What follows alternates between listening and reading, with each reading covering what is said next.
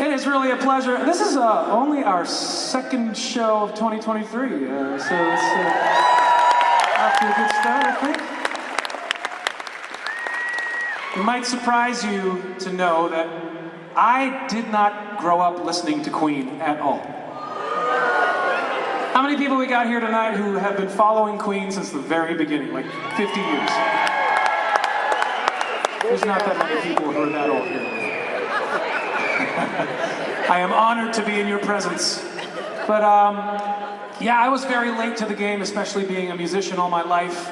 Of course, I grew up with a lot of music in my home, growing up in Montreal.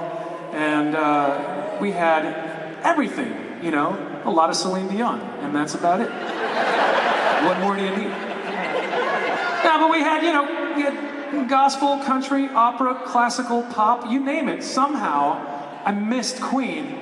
And it wasn't until in my mid-teens I found myself watching a movie, I believe, with my brother and a friend of mine. And there was a scene that came on very early in the movie called Wayne's World. And everybody thought it was hilarious. Everyone in the room was just like rolling, laughing, and banging their heads and stuff. And I thought, sure, this is like hilarious. Watching a bunch of stoners crowd into a little car and listen to some rock and roll. Like, what is that music? I had never heard anything like it. I had heard pop before. I'd heard opera, classical, rock and roll, but never all smashed into one song before. And furthermore, the lead singer, it took me about till 2/3 of the way through the song to figure out that it was a dude. And that made me really happy because I knew I had a higher voice, and I was kind of in my, you know, in the teens, and it was like the grunge music thing, and you had to sound a little bit like this. And I couldn't do that because I had a higher voice. And Freddie Mercury kind of gave me the, you know, opportunity to be more of myself. So I want to thank Freddie for being himself. So I finally got around to it in my mid-20s. Finally, I discovered the music of Queen, really dove deep. But I thought, hey, this is going to be like maybe a fun karaoke thing for me for the rest of my life. And I got out of the 2 or 3 times I did karaoke Queen, I got 2 or 3 free drinks out of the deal. So that worked out for me.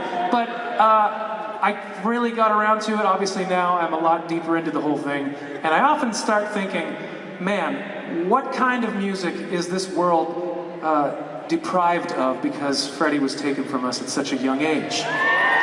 And so I'd love to play for you a song that is not a Queen song, just one song.